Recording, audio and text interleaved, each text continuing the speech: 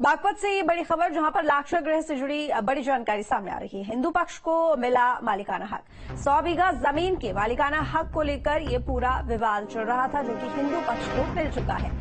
तो बागपत से बड़ी खबर, लाक्षा गृह से जुड़ी ये बड़ी जानकारी, हिंदू पक्ष को मालिकाना हक मिल चुका है और 100 बीघा जमीन जिसको लेकर ये विवाद था, मालिकाना हक को लेकर ये पूरा विवाद चल रहा था काफी वक्त से, और आखिरकार इस मामले में मुस्लिम पक्ष का जो वाद है वो खारिज हुआ और हिंदू पक्ष को इसका मालिकाना हक मिला।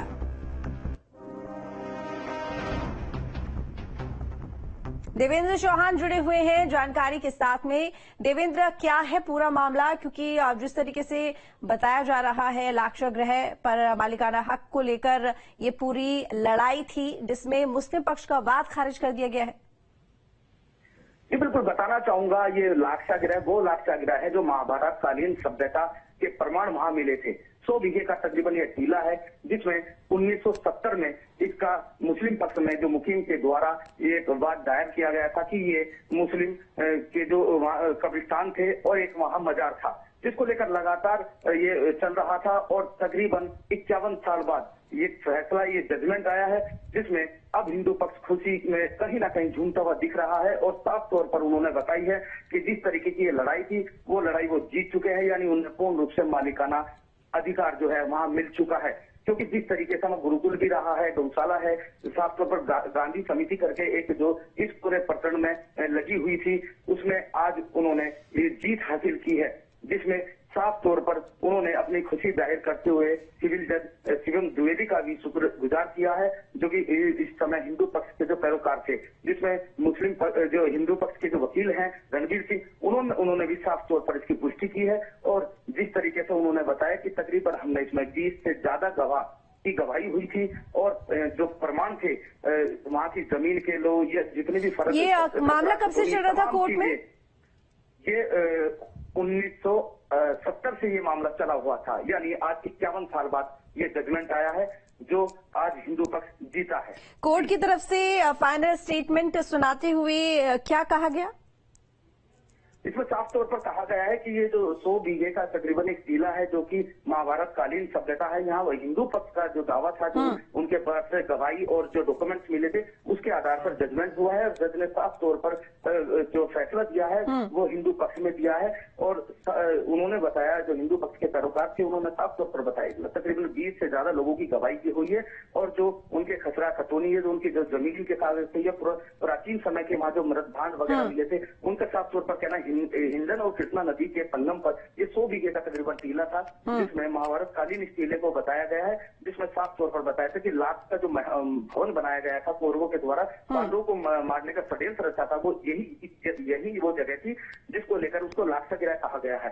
तो लाखा मंडल के नाम से इसको प्राचीन जो दस्तावेज है, जो कागज है, उनमें उसका जिक्र भी है इसमें, जिसमें साफ तौर पर गीता में भी इसका उल्लेख लिखा गया है। बिल्कुल बिल्कुल। देवेंद्र, इस पूरे मामले को लेकर अब क्योंकि हिंदू पक्ष के जो लोग हैं उनके हक में ये फैसला गया है, मालिकाना हक उनको दे दिया गया है, तो ऐसे में मुस्लिम पक्ष की तरफ से फैसला आने के बाद में क्या कहा गया? अब आगे क्या करेंगे, क्या स्टैंड लेंगे? देखो, इस बात का भी उन्होंने कुछ नहीं कहा, हालांकि उनका वकील के जो कहना है केवल वो भी ज्यादा ना कहते हुए मीडिया से भी उन्होंने ज्यादा कुछ नहीं कहा और कहा कि ये लड़ाई हम आगे हो सकता है प्रयास करेंगे। लेकिन मुस्लिम पक्ष कहीं ना कहीं जो 4 लोग आए थे वो निराशा, जिस तरीके से जजमेंट है, निराशा होकर वो तुरंत वहां से निकल गए, यानी मीडिया के सामने भी उन्होंने अपने कोई सवाल जवाब करने का या बात करने का भी उन्होंने नहीं समझा।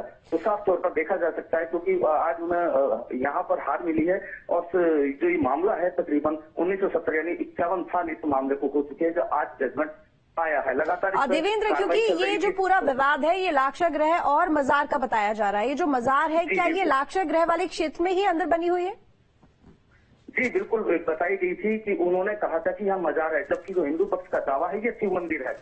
तो लगातार ये उस समय तक चलता आ रहा था, जिसको हिंदू पक्ष के अगर बात माने, जो उन्होंने इस बात का कहा था कि जिस समय मुस्लिम शासन हुआ तो उन्होंने मंदिर को तोड़कर इसको मजार का रूप देने का यहाँ प्रयास किया गया था। लेकिन 1970 1970 में ये उन्होंने वाद दायर किया था, जब दोनों पक्ष सामने सामने हो गए थे, जिसको लेकर आज फैसला आया है। और जो सारे प्रमाण हैं और सारी चीजों के तथ्य के आधार पर सिविल कोर्ट ने फैसला सुनाया है, जो कि आज ये हिंदू पक्ष में ये पूरा मामला गया है। जी देवेंद्र, देखिए, क्योंकि महाभारत काल लगभग 5000 साल हो गए हैं और महाभारत काल से जुड़े हुए ऐसे ना जाने कितने ही ऐतिहासिक स्थल हैं, पौराणिक स्थल हैं, जिनके निशान आज भी हैं, और ये तमाम जो प्रतीक हैं और ये जो तमाम प्रमाण हैं, ये जाहिर है कि हिंदू धर्म, सनातन धर्म से जो जुड़ी हुई आध्यात्मिक पुराण हैं और जो वैदिक धर्म से जुड़ी हुई किताबें हैं, उनमें इन तमाम चीजों का जिक्र किया गया है। तो जाहिर है कि इस लड़ाई में कहीं ना कहीं एक यहाँ पर कहा जा सकता है कि जो हिंदू पक्ष में ये जो पूरा फैसला आया है, तो इससे एक बड़ी मजबूती भी मिली है, क्योंकि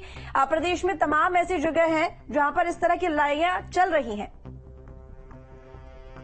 तो चलिए बता दें आपको कि मुस्लिम पक्ष का जो वाद है वो खारिज कर दिया गया। देवेंद्र ने हमें यहाँ पे जानकारी दी कि ये मामला कितना पुराना था और कब से चल रहा था।